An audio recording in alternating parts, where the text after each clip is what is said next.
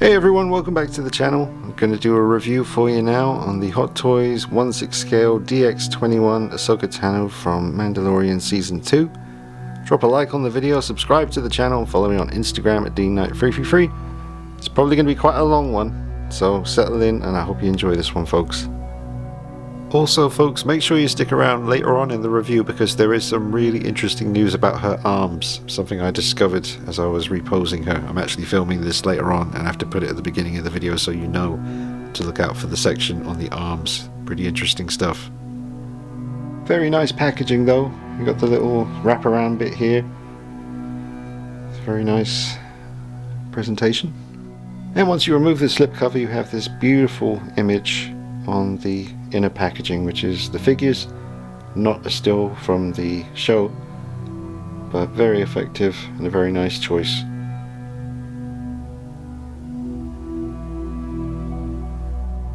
Alright, so then the main section slides out and then we have another really nice shot of the figures together. Obviously you get Grogu in here as well, and a little write up here I think. You can pause that and have a read. Now, you might be glad to know, because there's already a few reviews of this piece on YouTube showing all the articulation and holding up each little accessory individually to the camera, I won't be doing that. So we're going to get straight to the fun stuff. I'm going to get her out. It's my first time seeing her. But it's mainly going to be poses and just having fun with this piece, and I will learn about the figure as I'm posing it throughout the video, so I'll tell you what I'm, uncovering as I go along. But it is a review. But I'm not going to be doing all the holding up accessories and holding the figure and bending the arms, and I'm going to be putting her in poses, having some fun with her, see what I can get out of the piece, and I'll give you my final thoughts at the end.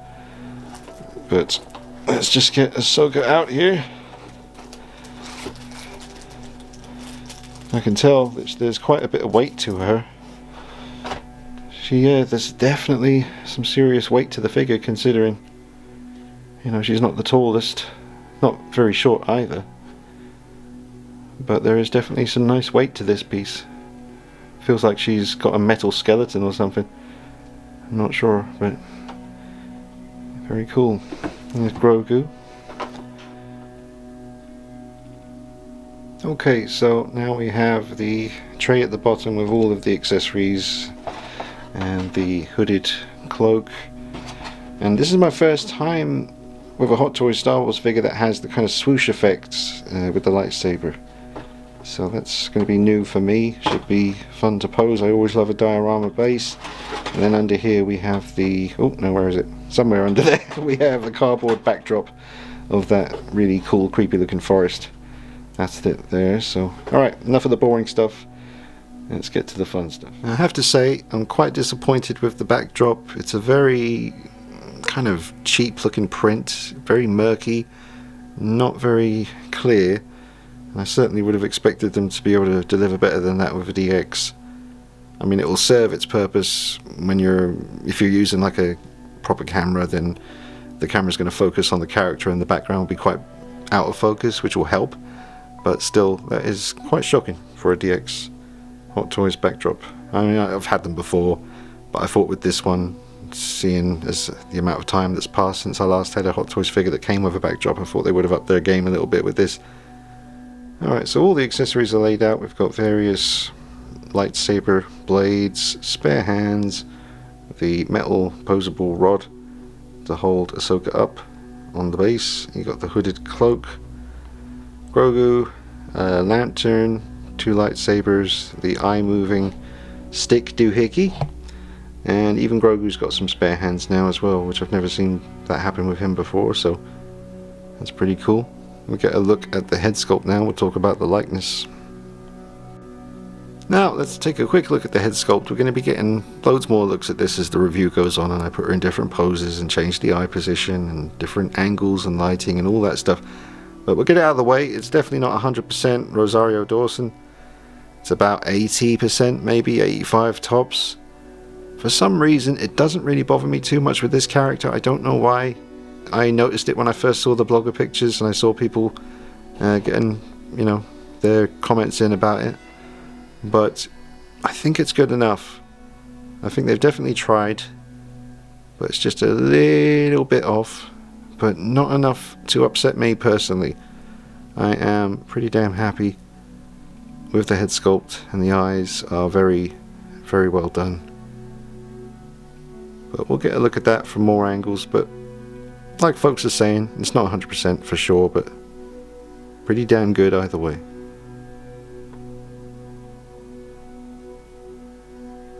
Now I have to say, when I rewatched the Jedi episode from Season 2 of Mandalorian, just to brush up before I did this review on Ahsoka here, I noticed and was very relieved because I've been hovering on eBay looking at the latest version of the Mandalorian figure by Hot Toys in 1/6 scale with the more mirror effect chrome armor.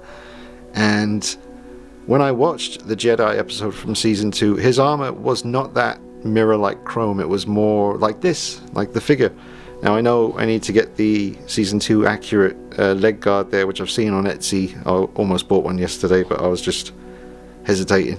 But I'll probably grab one of those and make him into the movie accurate, or the show accurate look to be with Ahsoka here.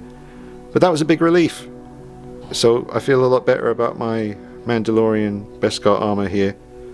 It just looks a lot more like this in that particular episode. I remember when in Book of Boba Fett, when Mando surprised everyone and turned up in like episode 5 or whatever, and he comes from behind that kind of plastic sheet curtain thing in the slaughterhouse, and I remember thinking, damn, he looks shiny. And I guess they just do that for whatever reason, to justify the extra toys or just to update the look a little bit, whatever. But that makes me feel a bit better though, knowing that he looks pretty damn accurate, other than the leg guard, which I will upgrade to a Season 2 leg guard. So, summarize, what I'm saying is, if you don't have all the money in the world to keep buying every new version of Mandalorian that Hot Toys release, and you do want Ahsoka to go with your current Mandalorian from Season 1 that you might have from Hot Toys, as long as you get yourself the leg guard on Etsy, which you can do quite easily, then you are going to have a very accurate to that episode Mando if you have the original Beskar Armor Hot Toys 1/6 scale figure to go alongside her. She is standing on her base, that's why she's as tall as she is next to him right now. And when we take Ahsoka Tano off the diorama base and just have her standing up next to the Hot Toys Season 1 Beskar Armor Mandalorian figure, that's how tall she is next to him. Looks about right to me.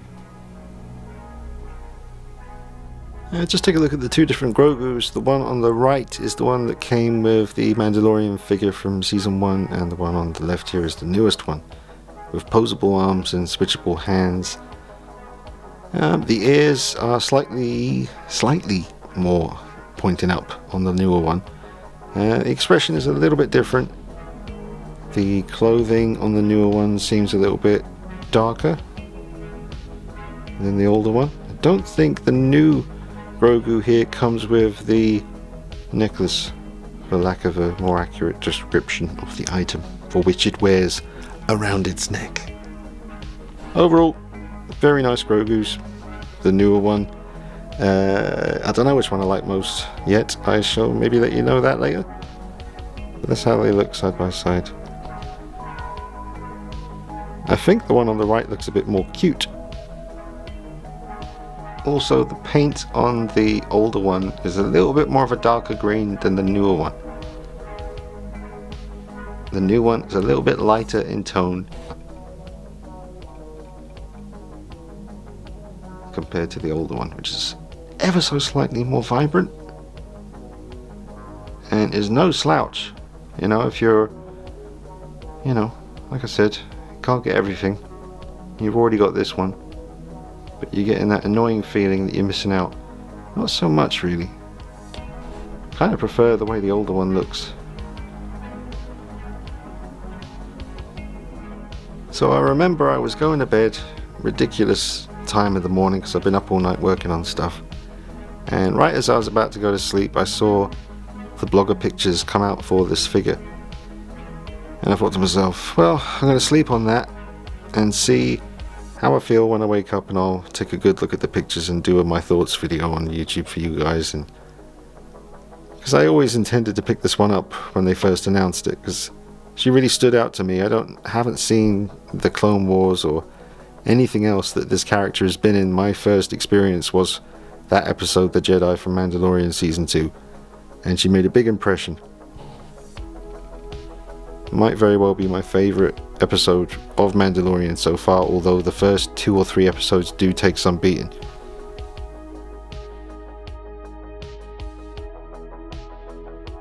I remember having trouble deciding which version to get because there's 2 DX versions of this. You got the DX20, which is the one that comes with a more traditional Star Wars Hot Toys style base, you might say, with a lovely effect of the water from the end fight she has with the lady with the Beskar spear, whose name I do not know, but she was pretty nasty. Did they ever let us know whether Ahsoka killed her or just defeated her in battle and then, I don't know, brought her somewhere to be, put on trial or something? I don't know. I like to think she... But my point is, this version was considerably more expensive than the DX20, which came with a different backdrop and a different base. And I think for the extra money, they really should have included both backdrops and both bases, because I might not always be in the mood to have her standing in the woods like this. And for the extra money, they damn well could have included it in the box. I'm not the first to say that, but it's definitely worth mentioning. Also not the first to say that seeing as her arms are covered way above the elbow, it was actually when I was talking to Justin about whether he was going to be doing a early kind of footage video of this piece, because I was very curious about seeing more of it after the blog pictures came out. But he mentioned how they could have easily just, continued the arm from the knee in a more kind of traditional plastic, so that you could bend the elbow without worrying about the skin splitting on this new type of silicone skin that they're using on these figures. You got some kind of gaps there which probably would not allow them to do that, I guess.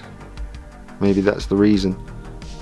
But I certainly won't be leaving her in any crazy dynamic bent elbow kind of poses.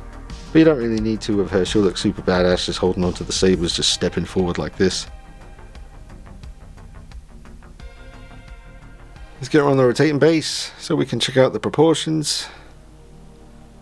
I think they're really good. Seems very accurate to me.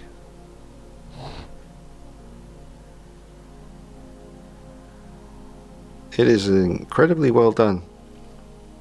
Definitely DX caliber.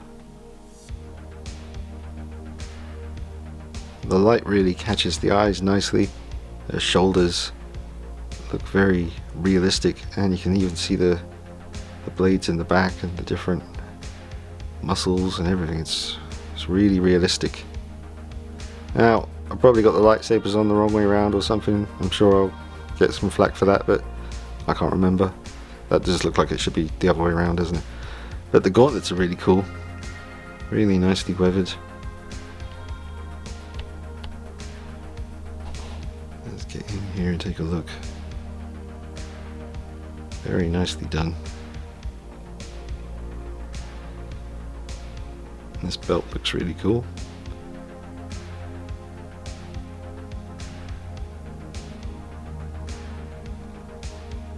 The beads. Sabers just hook on to the little hooks there.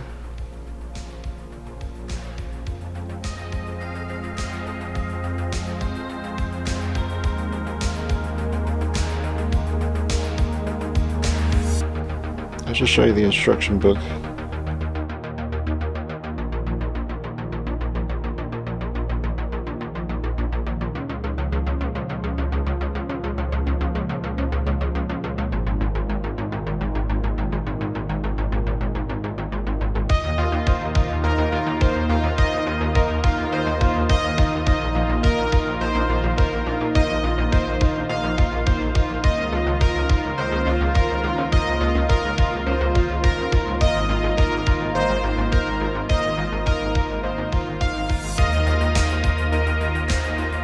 I have got them the wrong way around. God damn it. Yeah, and then you got your lightsaber stuff. Oh, they rub it in. They show you the base from the other version. I like the water in the front. Don't think about it. Just move on. So I was wondering how to turn on the light in the lantern. It shows you how to hold it. Thanks for that. But not how to turn the light on. I can't see a switch on it anywhere. Does it have a light?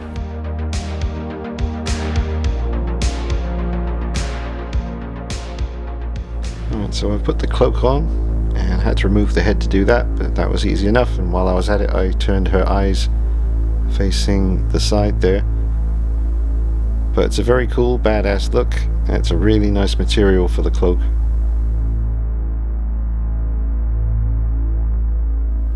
Alright, now the eyes turned to the side. I think looks really good. It's nice and easy to do with the tool provided. They both move independently.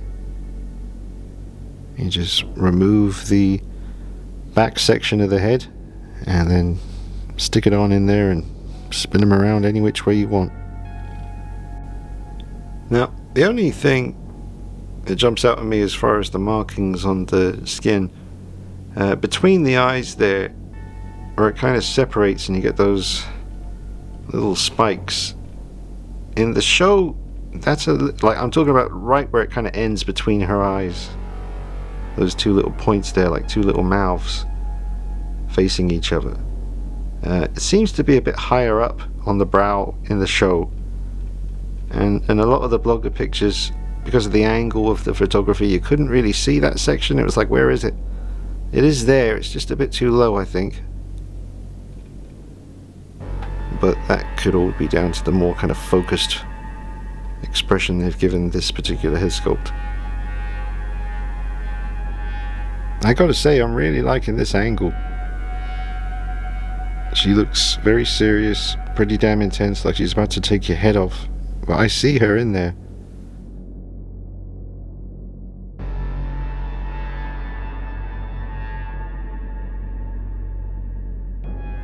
Well, that's annoying. The rod that holds her up is not dynamic and bendable like they usually are. It's very much a stiff, just a metal pole. It made trying to get her in a cool pose. I was just about to show you something awesome. I can't do it this way around. I might have to just... I'm going to see if I can replace this one with another one I have. It's not too much longer, but this is for a different Hot Toys figure. I forget now. It might be for... I think that's for Classic Suit Spider-Man.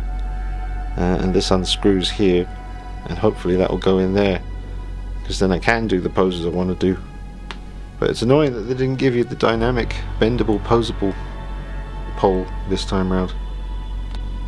Alright, so my Classic Suit Hot Toys Spider-Man posable stand, rod thing, does fit into her base here. So that's good news if you have that figure. If you got the essentials, you know, one of which obviously is the Classic Suit Spider-Man, then you are covered. Alright, so that worked out perfectly. Switching out the dynamic stand there. I've got the lightsabers going. When the light hits them, they do give off a nice subtle glow. It's actually quite effective, especially on this one, because this one's getting more light. But I want to show you something here, folks. You know, we got the posable eyes on this figure, and she's got that intense expression, so you tilt that head forward, point the eyes up, and you get a little something like this. Oh, Ahsoka's coming for you. Look at that. Look at that glare. Turn down the brightness a touch. Here we go. Go ahead and zoom in on this. Oh, what? Damn, that looks good. Look at that.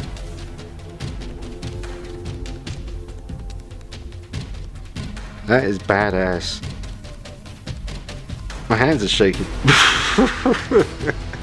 But yeah, we come back and just look at the pose. Like, nothing is being stressed out here as far as elbows or none of that stuff. You could have her on display just like this. Stepping up over the log. Coming for you. That looks amazing. Now I've just changed the angle a little bit and moved around the lights to try and catch the lightsabers to get them to glow. Just to be clear, they don't light up. You kind of just have to do this with your own lighting. But it's a nice effect.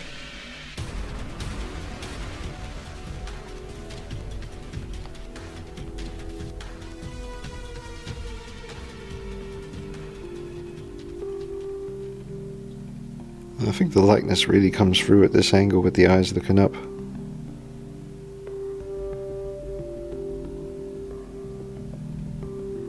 You can let me know what you think in the comments, but I think that looks really good.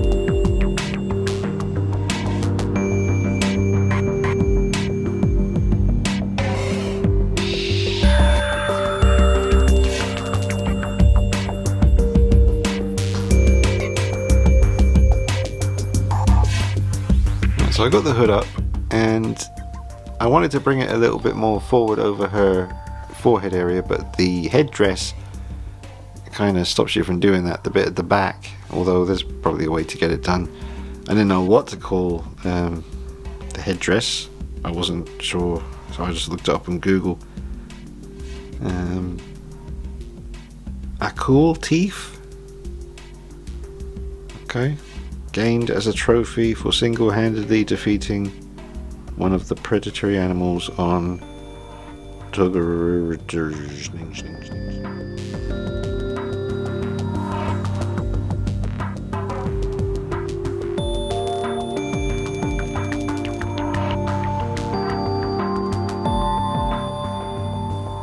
So I was just messing around with the hood, trying to get it to sit a little bit better.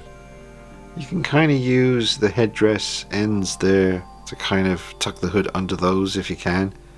I had to use the tweezers and just kind of press them underneath the headdress at the end a little bit. Try and get the shape right.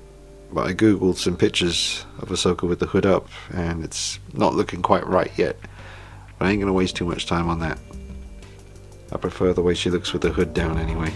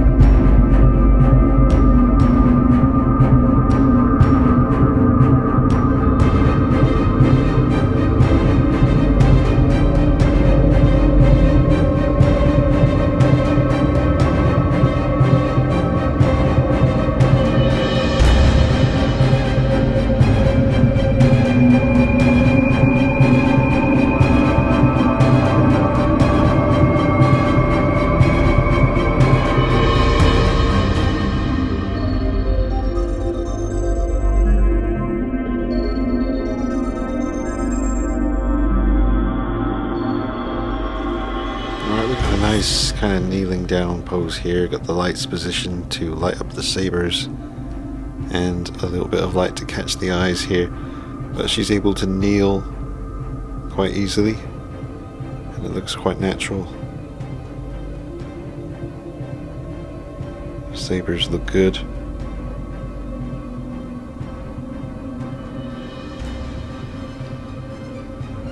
Another one do.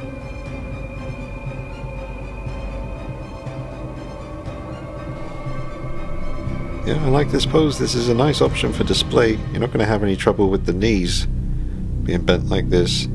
I've got the elbows bent slightly, but you could even straighten the arms and this would look maybe even better, so I might try that as well. But this is a pretty cool looking pose for her.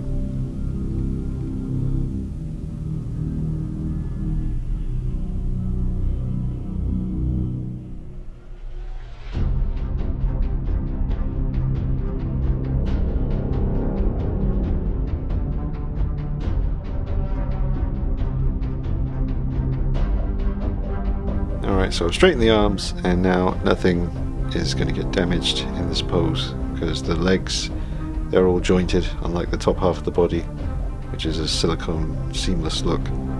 But the elbows are no longer bent, so everything here is safe and looks very cool, especially having little Grogu up the front here. He is being protected. She is in full protection mode. It looks pretty epic.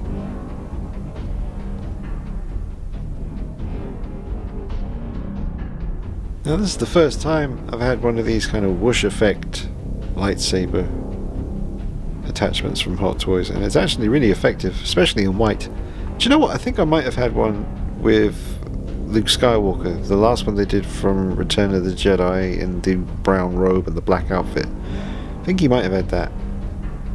Didn't use it much, but for some reason it's just a little bit more striking with Ahsoka here. Here's a really nice display option for her.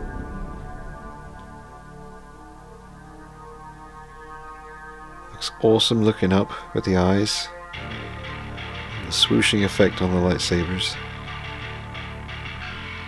Involving the diorama and having Grogu up front doing his bit with the powers that he possesses. That. I really put him there to cover up the kind of screw-in section for the stand.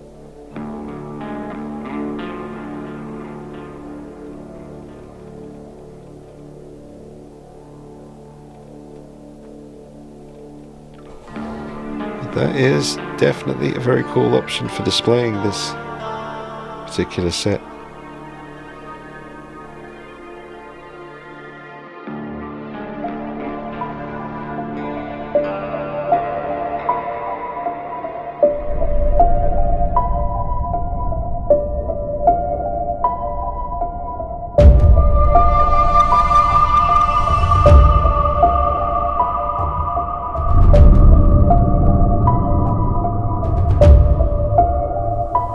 Throw in some Mando and it becomes even more epic.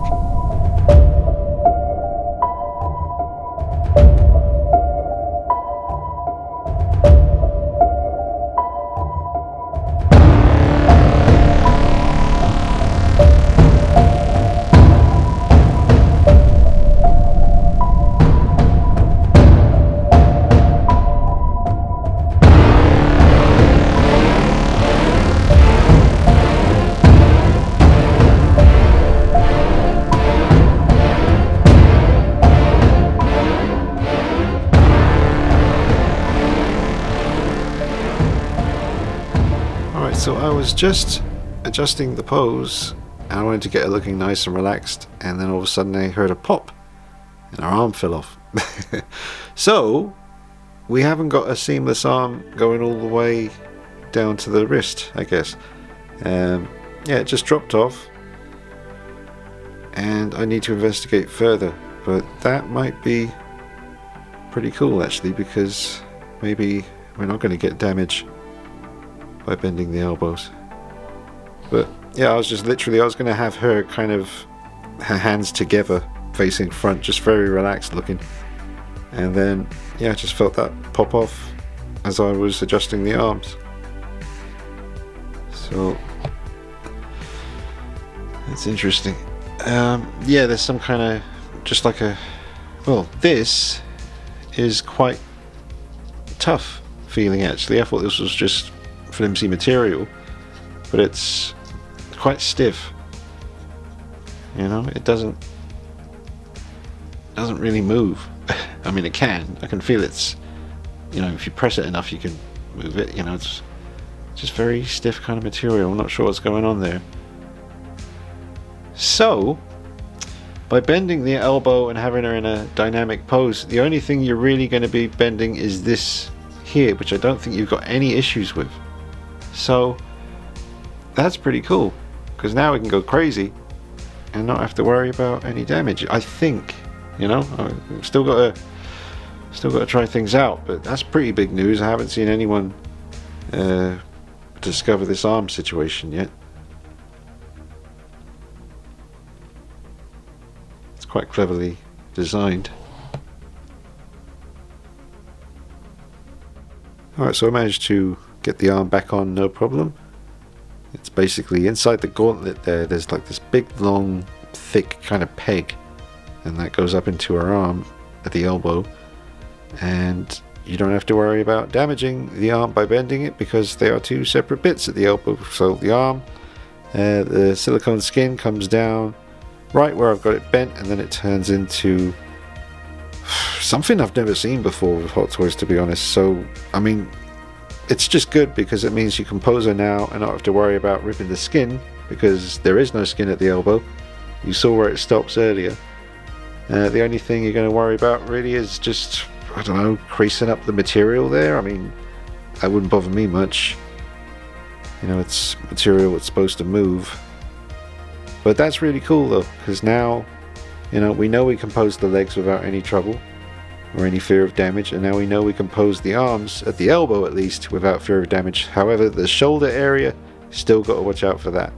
I don't imagine you're going to be going too crazy with the shoulder movement for your final pose in your display, but certainly handy to know that we can move those elbows without fear of damage to the piece.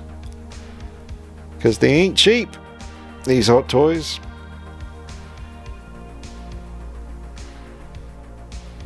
Alright, now she's just balancing all on her own here.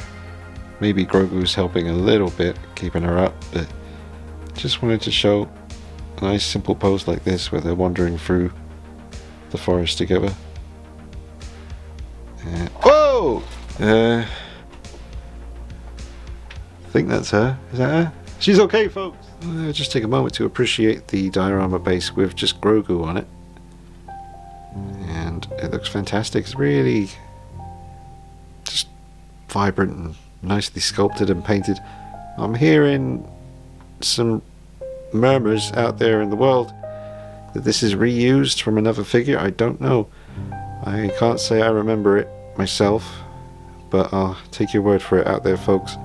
Either way, I do quite like this diorama base, and Grogu looks absolutely awesome standing on it all by himself, waving hello or using his powers, whatever you want to make of it, really. I get closer. Good job with the moss. You can see Grogu's teeth,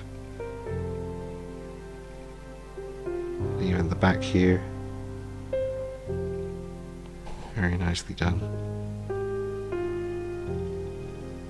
Beautiful work.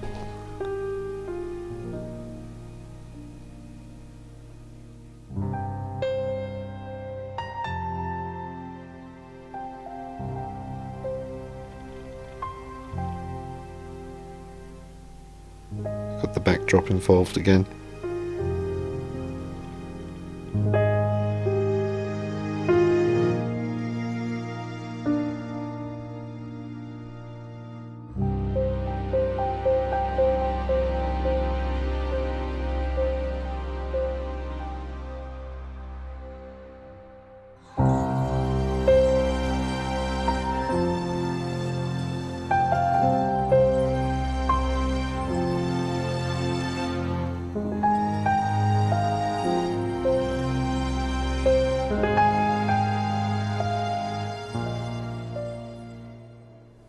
You can get the arms nice and flush. You can maybe even get them a little bit more flush to her sides than this, but it's not like it's got that annoying situation where the arms never quite look natural down by her sides. You can get them pretty close with this one.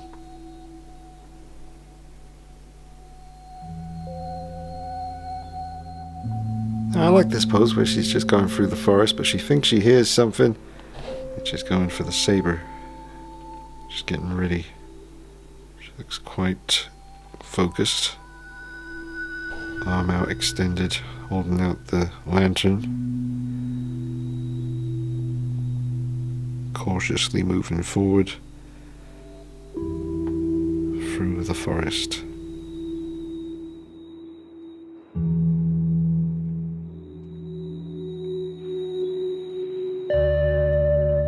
Alright folks, I'm going to wrap it up and give it my final thoughts and a score out of 10, finishing up with a very simple pose that I loved from the blogger pictures that came out in Hong Kong, with Ahsoka just standing there with her hands behind her back, very focused, very serious.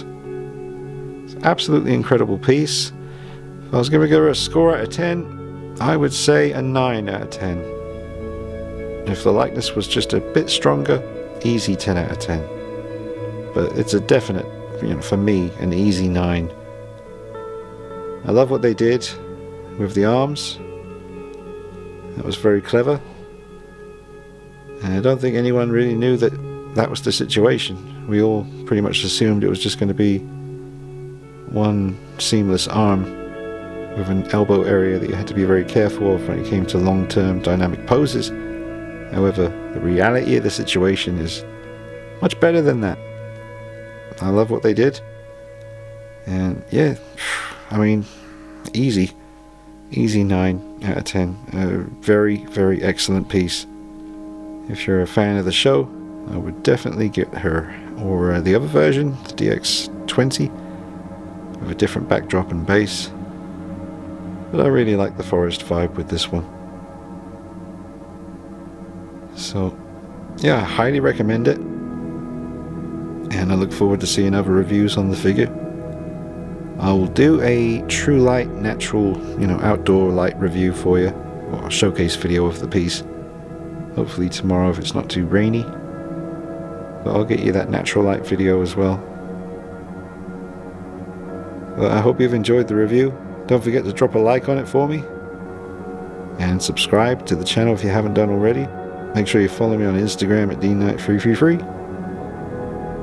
I'll see you soon, folks. Take it easy. Bye-bye.